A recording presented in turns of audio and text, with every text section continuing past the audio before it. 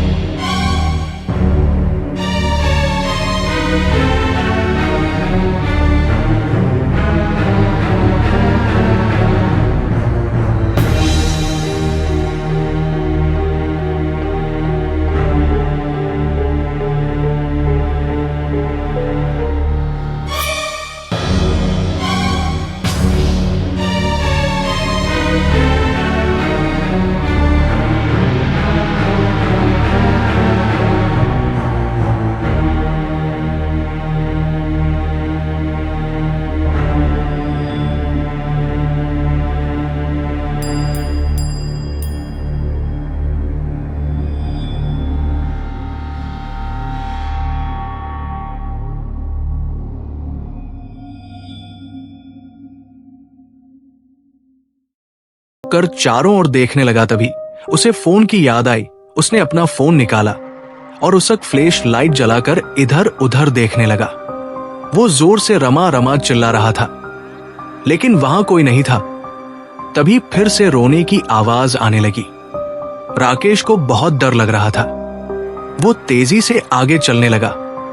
कुछ दूर जाने पर उसने देखा सड़क के किनारे एक पेड़ के नीचे सफेद साड़ी पहने एक औरत खड़ी थी। उसका मुंह पर लंबे लंबे बाल ढके हुए थे। वो रो रही थी। राकेश वहीं रुक गया। उसने जोर से कहा, कौन है वहां? वो औरत रो रही थी। राकेश ने उसकी आवाज पहचान ली।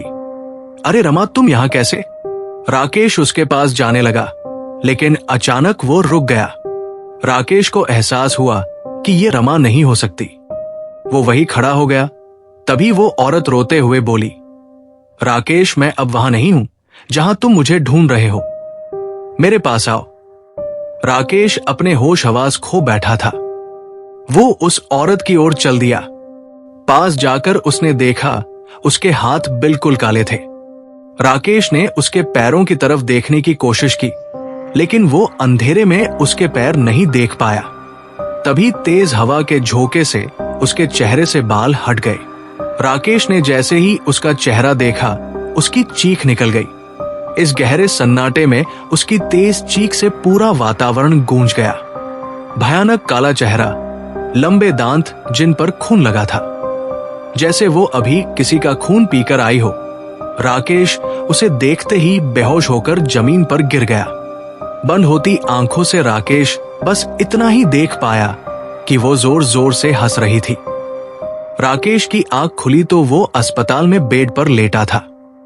उसने उठने की कोशिश की, लेकिन वो उठ नहीं पाया। उसके बदन पर कई जगह पट्टियां बंधी थी। राकेश ने देखा उसके हाथ पर प्लास्टर चढ़ा हुआ है। तभी डॉक्टर ने आकर कहा, बहुत किस्मत वाले हो आप, आपका एक्सीडेंट हुआ और आप बच गए। वैसे कैसे हुआ था आपका एक्सीडेंट? राकेश ने आश्चर्य से डॉक्टर को देखा। नहीं डॉक्टर, मेरा तो कोई एक्सीडेंट नहीं हुआ था। उस सड़क पर उस समय कोई नहीं था। तभी एक पुलिस इंस्पेक्टर अंदर आया। उसने कहा, वहां से कुछ लोग कार से जा रहे थे, वही तुम सड़क के किनारे खून से लथपथ पड़े थे। हमें लगा किसी ने अंधेरे में तुम्हें टक्कर मार दी। राकेश ने बताया, नहीं नहीं इंस्पेक्टर साहब, ऐसा कुछ नहीं हुआ था। वो तो एक औरत सफेद साड़ी पहने मेरी पत्नी की आवाज में रो रही थी। मैं उसके पास गया तो मैंने देखा वो बहुत भयानक थी। मैं बेहोश हो गया, फिर मुझे कुछ याद नहीं। इंस्पेक्टर ने कहा, ओहो, तो आप भी उस डायन का शिकार हो गए। वो अक्सर लोगों को ऐसे ही अपना शिकार बनाती है और जान से मार देती है। आपकी किस्मत अच्छी थी कि आप बच गए। राकेश ने कहा, इंस्पेक्टर साहब मेरी पत्नी का पता लगाइए, कल उसका फोन आया था। फिर फोन पर उसकी चीख सुनाई दी, बाद में फोन कट गया। यह सुनकर इंस्पेक्टर ने कहा, आप उनका नंबर बताइए और अपने घर का पता भी बताइए, मैं किसी को वहां भेजकर पता करवाता हूं। राकेश से पता लेकर पुलिस राकेश के घर पहुंचती है। वहां उसकी पत्नी का शव रखा था। ये देखकर पुलिस वालों ने आसपास के लोगों से पूछा तो एक ने बताया, कल हमने इसके चीखने की आवाज सुनी थी। जब हम पहुंचे तो इसके शरीर पर कई घाव थे जिनसे खून बह रहा था। हम इसे अस्पताल ले गए, वहां इसने दम तोड़ दिया। इसका फोन भी गिरकर टूट गया। अब तो इसके पति राकेश का इंतजार कर रहे हैं। एक पुलिस वाले ने कहा, इनका कोई रिश्तेदार हो तो इनका अंतिम संस्कार कर दीजिए। इनके पति का भी एक्सीडेंट हो गया है, वे नहीं आ पाएंगे। वहां से आकर उन्होंने इंस्पेक्टर को सारी जानकारी दी। इंस्पेक्टर ने राकेश से बात की, राकेश तुम्हारी पत्नी ठीक है, लेकिन हमने उसे तुम्हारे बारे में कुछ नहीं बताया। तुम ठीक हो जाओ तब अपने घर जाकर बता देना। ये कहकर इंस्पेक्टर बाहर चला गया। उसने डॉक्टर से कहा, इसकी पत्नी मर गई, लेकिन ये बात इसे मत बताना। लेकिन अचानक ये सब कैसे हुआ कुछ पता नहीं लग पा रहा। डॉक्टर ने कहा, इंस्पेक्टर साहब ऐसे कई केस मेरे पास आते रहते हैं। यही पास में गांव के सरपंच जोगिंद्र से हैं, आप उनसे बात कीजिए, वही कुछ बताएंगे। अगले दिन इंस्पेक्टर सरपंच जोगिंद्र सिन्हा के घर पहुंच जाते हैं। सारी बात सुनने के बाद जोगिंद्र सिंह ने कहा, ऐसा कई बार हो चुका है, आप शायद यहां नए आए हैं। ये एक डायन है जो लोगों को अपना शिकार बनाती है। जब वो फोन पर बात कर रहा होगा तो उसने सुन लिया होगा। वो जिसे अपना शिकार बनाती है, पहले वो उसे प्यार करने वाले को मार देती है, फिर उसे अपना शिकार बनाती है। इंस्पेक्टर ने कहा, लेकिन वो आदमी तो जिंदा है, बहुत चोट लगी है उसे। जोगिंद्र सिंह ने कहा, किस्मत अच्छी थी जो वो बच गया। जब वो उसे मारने वाली होगी शायद तभी वहां वे लोग आ गए होंगे जो उसे अस्पताल ले गए। कुछ दिन में राकेश चलने फिरने लायक हो गया। इंस्पेक्टर उसे अपनी गाड़ी में बिठाकर उसके घर ले गए।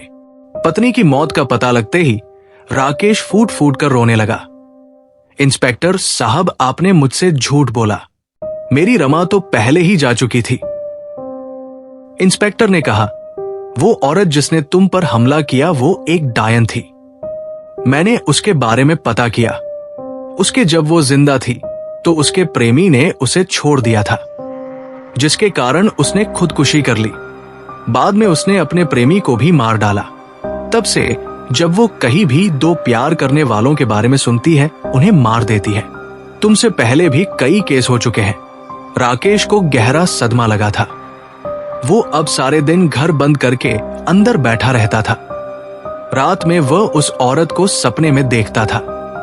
एक दिन इंस्पेक्टर को पता लगा कि राकेश मर गया।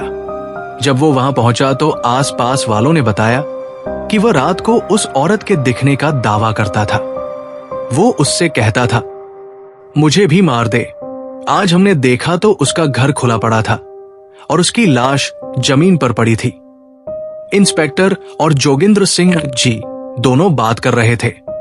इंस्पेक्टर बोला, क्या कभी इस डायन के खौफ से यहां के लोगों को आजादी मिल पाएगी? जोगिंद्र सिंह ने कहा, पता नहीं, हम तो बस लोगों को समझाते हैं कि रात होते ही अपने घर के खिड़की दरवाजे बंद कर लो और चुपचाप सो जाओ, किसी से बात मत करो, क्योंकि वो अपना शिकार किसी की बातें सुनकर ही करती है। आज भी उस सड़क पर चारों ओर सन्नाटा रहता है, मौत का सन्नाटा। हर कहानी का एक अंत होता है, लेकिन कुछ अंत रहस्य से भरे होते हैं। अगर आपको ये कहानी पसंद आई तो लाइक करें, शेयर करें और सब्सक्राइब करना न भूलें। आपकी एक प्रतिक्रिया हमें नई और रोमांचक कहानियां लाने के लिए प्रेरित करती है। शून्य स्टोरी पर जुड़े रहें और अगले वीडियो में फिर मिलते हैं। तब तक सपनों और हकीकत के बीच की सीमाओं को महसूस कीजिए।